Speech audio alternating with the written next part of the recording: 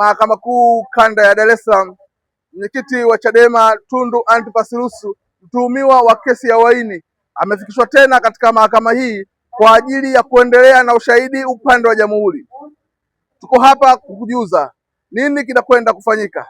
Viongozi mbalimbali wamepata kuhudhuria katika kesi hii, akiwemo makamu mwenyekiti wa Chadema John Heche, mwandishi nguli na aliyewahi kuwa mkuu wa wilaya hapa nchini Jenerali Twaa Ulimwengu, naye amefika katika kesi hii. Hali kadhalika pia aliyewahi kuwa meya wa jiji la Dar es Salaam Isaya Mwita ameungana na baadhi ya watu kuja kusikiliza kesi hii ambayo imejichukulia umaarufu mkubwa sana na mashuhuri hapa nchini Tanzania, ikibeba hisia na maoni tofauti ya watu wengi. Hata ukiangalia ukumbi wa mahakama umefurika mara baada ya mtuhumiwa wa kesi hii ya uhaini Tundu Antipas Lissu alipoingia kwenye ukumbi. Wanachama wa Chadema ambao wamepata kuhudhuria kesi hii walilipuka kwa shangwe wakimshangilia.